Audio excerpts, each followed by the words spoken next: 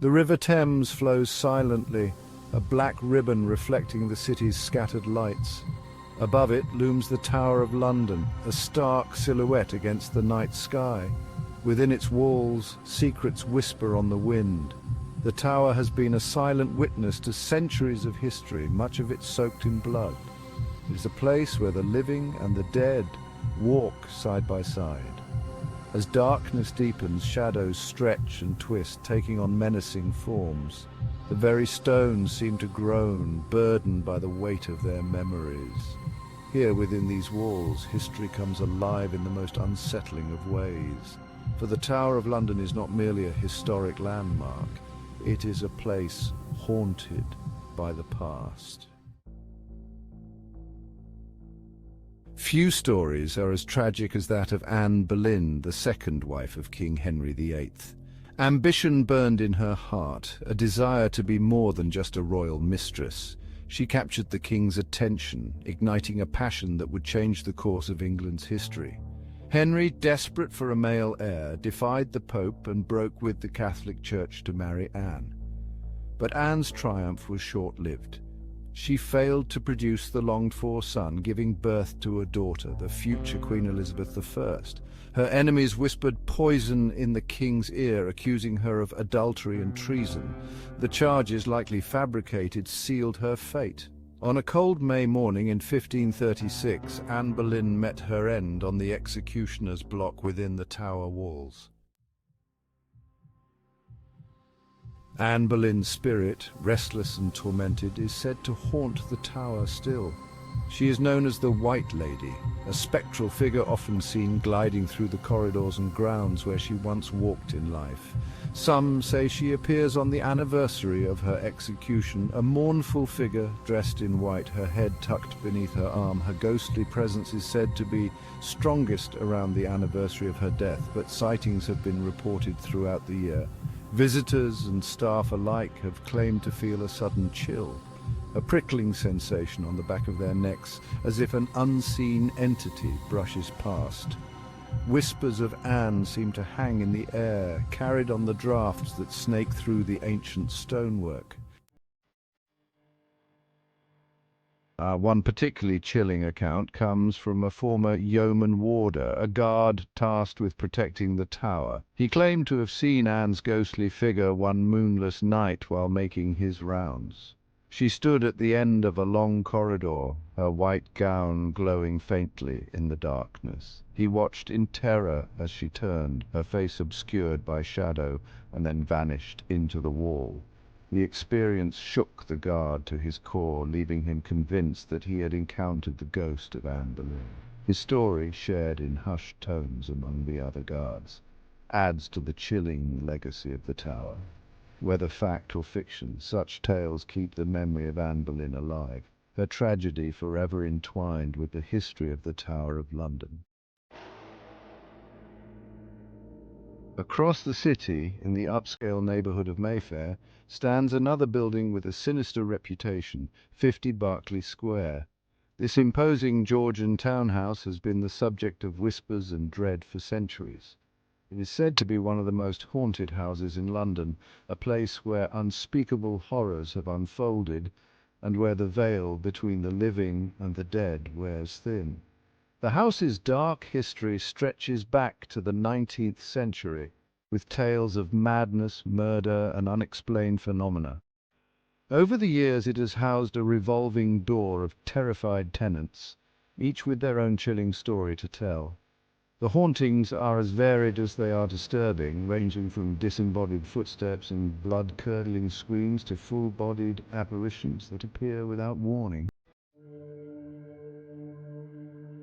One of the most persistent stories associated with 50 Berkeley Square is that of the Lady in Black. This spectral figure, dressed in mourning attire, is said to roam the upper floors, her wails echoing through the empty rooms.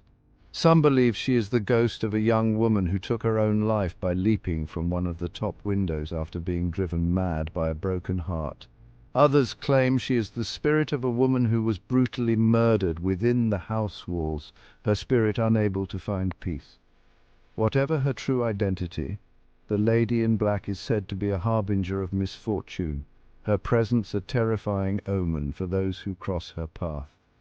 Sightings of the lady in black are often accompanied by feelings of intense dread and despair, as if the very air within 50 Berkeley Square is thick with sorrow and malevolence. One of the most well-known accounts of the haunting of 50 Berkeley Square involves a young naval officer named Captain Kentfield. In the early 19th century, the captain rented a room at the house, seeking temporary lodging while on leave from his ship. Little did he know that he was stepping into a nightmare. From the moment he crossed the threshold, Captain Kentfield was plagued by strange noises and unsettling occurrences.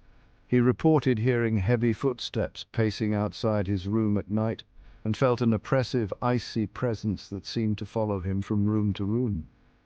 Driven to the edge by fear and exhaustion, Captain Kentfield barricaded himself in his room one night, desperate for a few hours of uninterrupted sleep. His efforts, however, proved futile. As the story goes, a horrifying apparition burst into his room, sending the captain fleeing into the night.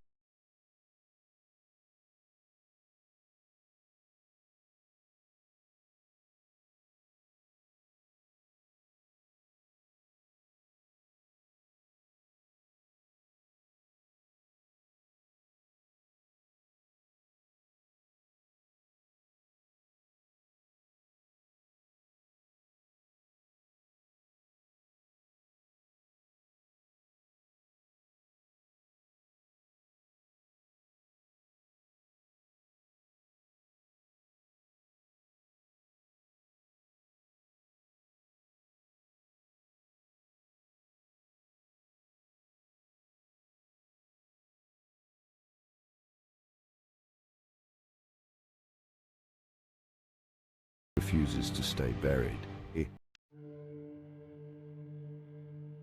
London, with its long and storied past, is a city that wears its history like a shroud. From the Tower of London to 50 Berkeley Square and countless other locations scattered throughout its ancient streets, the city is awash in tales of hauntings and restless spirits. These stories, passed down through generations, have become an integral part of London's identity, adding a layer of mystery and intrigue to its already captivating atmosphere. For some, these tales are nothing more than fanciful legends, the product of overactive imaginations and a desire to find wonder in the mundane. But for others, the ghosts of London are all too real, their presence felt in the cold draughts that whistle through ancient buildings and in the shadows that seem to dance at the edge of one's vision. Whether one believes in ghosts or not, there is no denying the power that these stories hold. They tap into our primal fears, our fascination with the unknown, and our desire to connect with something beyond our own mortality. London's ghost stories in particular offer a glimpse into the city's hidden heart, revealing the hopes, dreams, and tragedies that have shaped its character over the centuries. These tales remind us that the past is never truly gone, that the echoes of those who came before us still linger in the places they once inhabited. And perhaps, in some small way, they offer a glimmer of hope that even in death a part of us may live on. As the sun rises over London, casting its golden light upon the city's iconic landmarks, the shadows of the night retreat. But the stories remain whispered on the wind, etched into the very stones of the city's oldest buildings. The ghosts of London, whether real or imagined, continue to captivate our imaginations, reminding us that some secrets are destined to haunt us forever. They are a testament to the enduring power of belief and the enduring fascination with the mysteries that lie just beyond our understanding. In the end, perhaps it matters less whether these tales are true in a literal sense, and more about what they reveal about our relationship with the past, with death, and with the unseen forces that shape our lives. The ghosts of London, like all ghosts, may be nothing more than figments of our collective imagination. But they are figments that continue to hold us captive, their stories woven into the very fabric of this ancient and endlessly fascinating city.